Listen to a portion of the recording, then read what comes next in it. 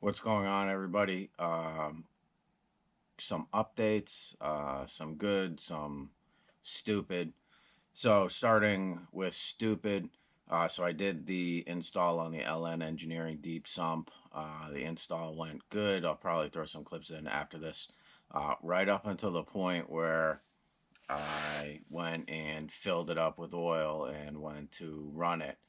So, oil change, part of the process, done a bunch of times. Whatever. I go start it. Generally, it takes like 5 seconds to build oil pressure, and then you go get up to like 5 bar or 4.5 bar, somewhere around there. But this time it just went up to 1 bar and kind of hung there, which was strange. So maybe about 5 seconds after I saw that it wasn't going up, I killed the engine. I get out. I look underneath the car, see a fucking humongous puddle of oil. Mind is blown. Think I put my head up, looked back down the oil. It looks like it had grown to the size of a man-made lake. So, all right, spend the next couple hours getting the oil cleaned up. Then go to figure out why the fuck that had happened. And I get underneath the car and I see pretty quickly that the O-ring for the oil filter had blown out, which I thought, that's pretty fucking stupid.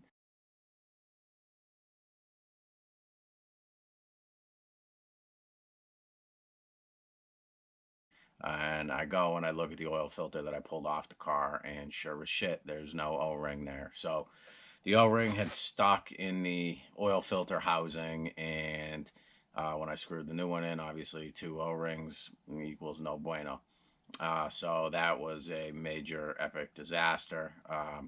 I'm hoping that the motor's okay. I'm pretty sure it's probably fine, but I'll know in a couple days when more oil gets here. So that was about $100 of oil that I pissed away on the ground. So awesome. The car has that LN cartridge delete thing filter, so I'm not sure if you can see that, but it's got a regular spin-on oil filter on it.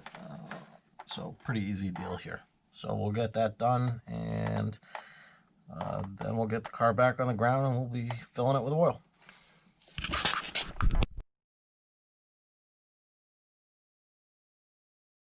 Other than that, the install went fine. The parts look pretty good, and I'll show you real quick.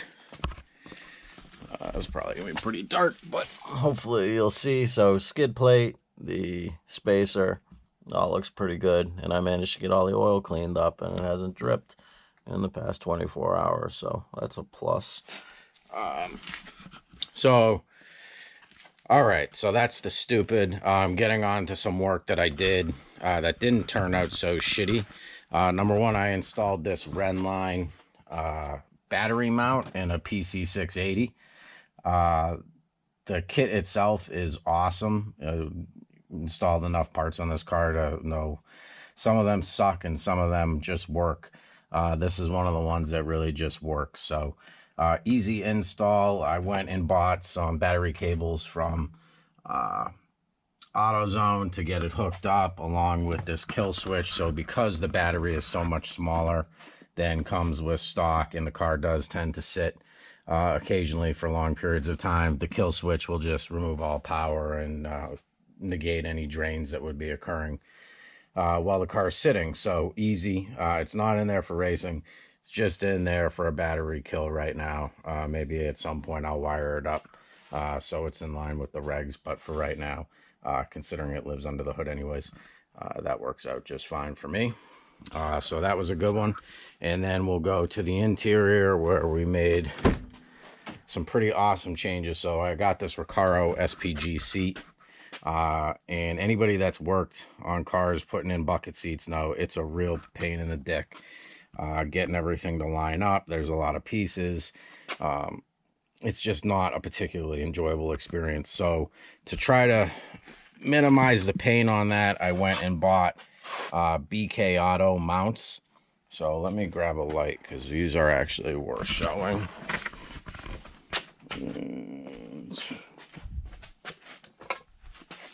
So the driver's side mount is a fixed setup. So it mounts directly to the floor of the car. And it's got a harness bar that mounts underneath it. And it actually fit up really, really well. So not that big of a pain in the ass. The best thing about this seat is the position that it puts you in drops probably about 1.5 inches, 2 inches from where I was previously. So now I really have no issues seeing the full tack. The SPG also is just a more, so it's definitely a lot smaller than the Sparco. It fits me really good. If anything, a little bit tight, but hey, I'm getting fat. So yeah, pretty happy with that. And then I moved the Sparco that was in the car in the driver's seat, and I put that in the passenger.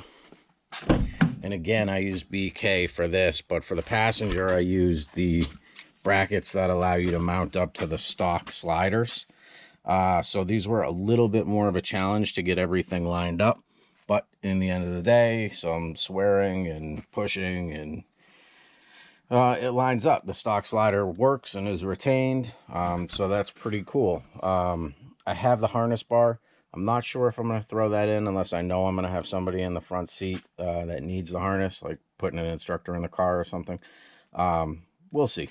But for right now, the main goal for really this weekend's worth of projects was, let's get as much weight removed as we can, and let's try to make the engine reliable for very abusive driving.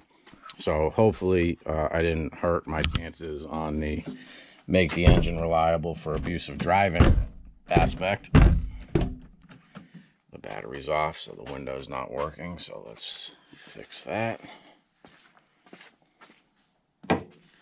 And the kill switch is super easy.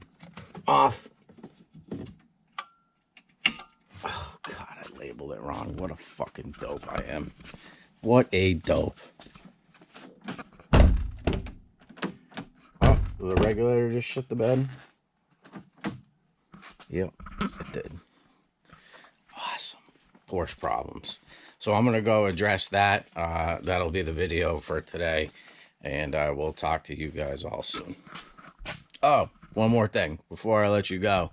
Just so you get a mental picture of my fuck up. Those are the two O-ring gaskets that came out of the oil filter, the old and the new, that caused my massive Exxon Valdez spill. Awesome. Fuck those things.